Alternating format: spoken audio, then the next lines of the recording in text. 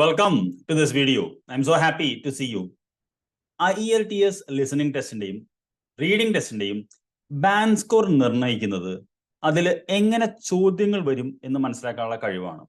ഈ ഒരു theoretical knowledge ഇല്ലാതെ നമുക്ക് ഒരിക്കലും ഈ പരീക്ഷ എഴുതാൻ പറ്റില്ല.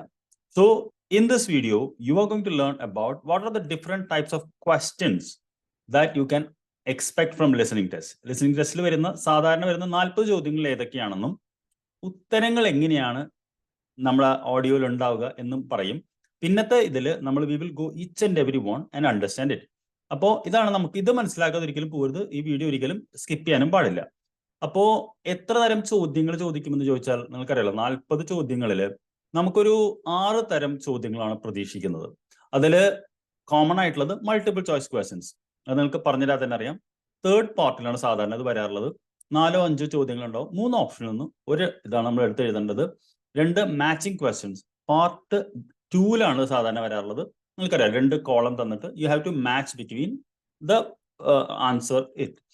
ആൻഡ് പിന്നെ വരുന്നത് പ്ലാൻ, മാപ്പ്, ഡയഗ്രാം, ലേബലിംഗ്. ഇത് ക്വറ്റ് ചലഞ്ചിങ് ആണ്. ഇത് പാർട്ട് 4ലാണ് സാധാരണ കാണാറുള്ളത്. സ്പെഷ്യലി ഒരു ഡീറ്റെയിൽ ലെക്ചർ പറയുമ്പോൾ ഇത് ഫിൽ ഇൻ ദ ബ്ലാങ്ക്സ് ഇത്തിരി ചലഞ്ചിങ് ആണ്.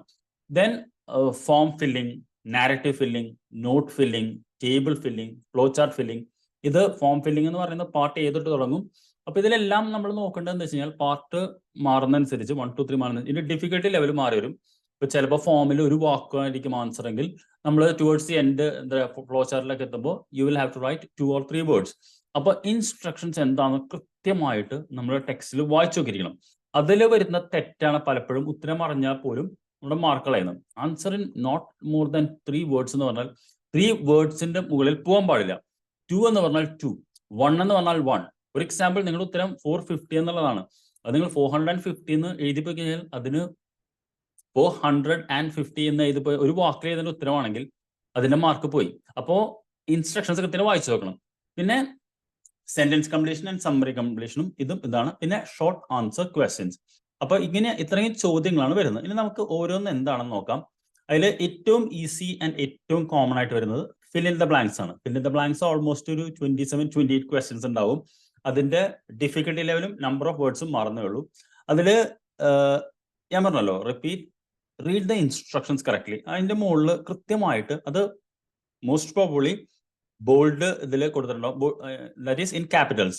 No more than 1 word or a number എന്ന് പറഞ്ഞാൽ ഇത് പാർട്ട് 1ലാണ് സാധാരണ വരാറുള്ളത്. Name mister Andrew. അത് കഴിഞ്ഞിട്ട് ചിലപ്പോൾ ഒരു വാക്ക് ഉണ്ടാവും, അതിന്റെ സ്പെല്ലിംഗ് ആണ് ടെസ്റ്റ് ചെയ്യുന്നത്. അത് ഞാൻ ഇതിനകത്ത് പറഞ്ഞുതരാം നിങ്ങൾക്ക്. ദെൻ അഡ്രസ്, അതിൽ എന്ത് റോഡാണ്, meet at dash hotel, registration number. അപ്പോ ഇത് ആണ് ബേസിക് ആയിട്ടുള്ളത്. അപ്പോൾ വളരെ ഫാസ്റ്റ് ആയിട്ടായിരിക്കും ഓഡിയോ പോകുന്നത്. ഇൻ ദ സെൻസ് നമുക്കത് 30 മിനിറ്റ് ഒക്കെ ഓഡിയോ നമുക്ക് കേട്ട് പരിചയമില്ലാത്തതുകൊണ്ട് ചിലപ്പോൾ ഇത്തിരി നമുക്ക് ഡിഫിക്കൽട്ട് ആയിട്ട് തോന്നും. അപ്പോൾ പ്രാക്ടീസ് കൊണ്ടാണ് നമ്മൾ ഓവർകം ചെയ്യുന്നത്. ഇതാണ് നമുക്ക് ഏറ്റവും ഈസിയസ്റ്റ് ആയിട്ട് വരുന്ന ക്വസ്റ്റ്യൻ എന്ന് പറയുന്നത്. രണ്ടാമതെന്ന് പറയുന്നത് മൾട്ടിപ്പിൾ ചോയ്സ് ക്വസ്റ്റ്യൻസ് ആണ്. ഇത് ഞാൻ പറഞ്ഞല്ലോ, പാർട്ട് 3ലാണ് പ്രധാനമായിട്ട് വരാറുള്ളത്. അപ്പോ ഇതിലും ഞാൻ പറഞ്ഞു ഒരു 4-5 ചോദ്യങ്ങളാണ് ഉണ്ടാവുന്നത്. അപ്പോ choose the correct letter ABC. അപ്പൊ ലെറ്റർ മാത്രമേ എഴുതേണ്ട കാര്യമുള്ളൂ. അല്ലാതെ നമ്മൾ to introduce a new theory എന്ന് എഴുതിയ തെറ്റി. ആ ലെറ്റർ എന്ന് പറഞ്ഞാൽ ആ ലെറ്റർ മാത്രമേ എഴുതാൻ പാടുള്ളൂ. Is it A, B or C? Okay. അപ്പോ ഇതിന് നമുക്ക് കുറച്ചൊരു കൺഫ്യൂസിങ് ആയിരിക്കും. അപ്പൊ നമ്മൾ നന്നായിട്ട് ലിസൺ ചെയ്താലേ നമുക്ക് എന്താ പറയുക അത് ഇതാക്കാൻ പറ്റുള്ളൂ. പേടിക്കണ്ട, അത് ആ ഭാഗം എത്തുമ്പോൾ ഞാൻ കൃത്യമായിട്ട് എക്സ്പ്ലെയിൻ ചെയ്തു തരാം. ദെൻ മാച്ചിങ് എന്ന് പറഞ്ഞാൽ നിങ്ങൾക്ക് അറിയാമല്ലോ, എപ്പോഴും 2 ഇതുണ്ടാവും columns. You have to match. Again നമുക്ക് ഇത്തിരി ചലഞ്ചിങ് ആണ്. You need a lot of focus. ഇവിടെയൊക്കെയാണ് നമ്മൾ നോട്ട് ടേക്കിംഗ് എന്ന് പറയുന്നത്. അതെന്താണെന്നുള്ളത് ഞാൻ പറഞ്ഞുതരാം. അപ്പോൾ you will able to answer it. അപ്പോൾ there is nothing to worry about it. Okay. പിന്നെ വരുന്നത് ലേബലിംഗ് എന്ന് പറഞ്ഞാൽ ഗ്യാപ്പ് ഇത് ഫില്ലിൻ ചെയ്യാനാണ്. ഇത് പ്ലാൻ ഉണ്ടാവും, മാപ്പ് ഉണ്ടാവും, ഡയഗ്രാം ലേബലിംഗ് ഉണ്ട്. അപ്പോ അൾട്ടിമേറ്റ്ലി ഇത് എന്താ പറയുക, ക്വൈറ്റ് ചലഞ്ചിങ് ആണ്. But with practice you can able to do it. Now we come to the next one, which is, as I told you, sentence completion. അപ്പോൾ ആദ്യത്തെയും ഞാൻ സെന്റൻസ് കംപ്ലീഷൻ ആയിരുന്നു. പക്ഷെ ഇവിടെ നിങ്ങൾ നോക്കിക്കഴിഞ്ഞാൽ complete the sentence using no more than 3 words എന്നാണ് ഇവിടെ പറയുന്നത്. അപ്പോൾ ഇത് പാർട്ട് 2, പാർട്ട് 3ലേക്കാണ് വരുന്നത്. അപ്പോൾ ultimately you have to use 3 words. അതിലും കൂടുതൽ വരരുത്. ഇത് വളരെ കൃത്യമായിട്ട് ഇതാകണം. അപ്പോൾ ഈ ഭാഗത്തൊക്കെ നമുക്ക് കുറച്ച് ടയേർഡായി തുടങ്ങിയിട്ടുണ്ടാവും. അപ്പോൾ we have to be very focused in our listening and you have to answer it. Okay. Now we come to the short answer questions. Short answer question എന്ന് പറഞ്ഞു കഴിഞ്ഞാൽ രണ്ട് ഗ്യാപ്പ് ഇട്ടിട്ട് no more than 2 words for each answer. അപ്പൊ നമുക്ക് രണ്ട് ഇതാണ് എഴുതേണ്ടത്. ഇതും പാർട്ട് 4 വരുന്നത് ചലഞ്ചിങ് ആണ്, പക്ഷെ with practice it's possible. Then we come to the next one. ഇനി എങ്ങനെയാണ് ആൻസേഴ്സ് തരിക എന്നുള്ളതാണ്. 11 രീതിക്കാണ് ആൻസേഴ്സ് കിടക്കുന്നുണ്ടാവുക. ഇതിലാണ് ട്രിക്കി. ചോദ്യം മനസ്സിലായതിന്റെ കാര്യമില്ല, ഉത്തരം എങ്ങനെ ഉണ്ടാവുന്ന അറിയല്ലോ. ചിലത് വളരെ ഡയറക്റ്റ് ആൻസേഴ്സ് ആയിരിക്കും. For example name of a person, phone number, licence plate എന്ന് പറയുന്നത് ഡയറക്റ്റ് ആൻസർ. ചിലത് ഇൻഡയറക്റ്റ് ആൻസേഴ്സ് ആയിരിക്കും. ചിലപ്പോൾ 2 ആൻസർ തന്നിട്ട് ഒരെണ്ണം ക്യാൻസൽ ചെയ്യും. ഫോർ എക്സാമ്പിൾ നമ്മളൊരു ബർത്ത്ഡേ പാർട്ടിക്ക് ഒരു റൂം ബുക്ക് ചെയ്യുകയാണെന്ന് കരുതുക. അപ്പോൾ ആദ്യം പറയും 21, then say I would love to have it on 19th. അപ്പോൾ നമ്മൾ പെട്ടെന്ന് ആദ്യം 21 എന്നുള്ള നമ്മുടെ മനസ്സിൽ ഫീഡ് ചെയ്ത് വെച്ചിട്ടുണ്ടാവും. അപ്പോൾ 2 തന്നിട്ട് ഒരെണ്ണം ക്യാൻസൽ ചെയ്യും, അല്ലെങ്കിൽ 2 തന്നിട്ട് ഒരെണ്ണം ഹൈലൈറ്റ് ചെയ്യും. അപ്പോൾ അത് ഞാൻ ആ ഭാഗത്ത് പറഞ്ഞു തരാം.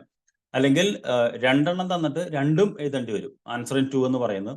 പിന്നെ പ്രൊനൗൺസിയേഷൻ, ചിലപ്പോൾ ചില വാക്കുകൾ നമുക്ക് കൃത്യമായിട്ട് ഇതാക്കില്ല. അത് സ്പെല്ലിംഗ് ഒക്കെ പറയുമ്പോൾ is such brown as in the colour brown എന്ന് ചോദിക്കുമ്പോൾ it's A same but there is an E two N എന്ന് പറയും. അപ്പൊ നമ്മുടെ അങ്ങനെ സ്പെല്ലിംഗ് പറയാം. അപ്പൊ നമ്മൾ BRONE എന്ന് പറയണം.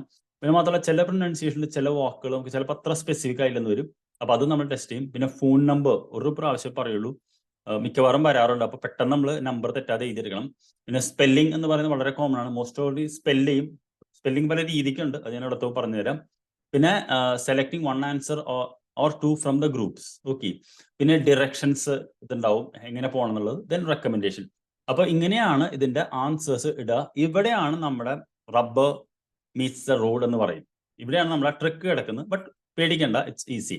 Now we come to the last one. അപ്പോ I will see you in the next video. Before that, test your knowledge. There may be a form or an assignment. And make your learning engaging.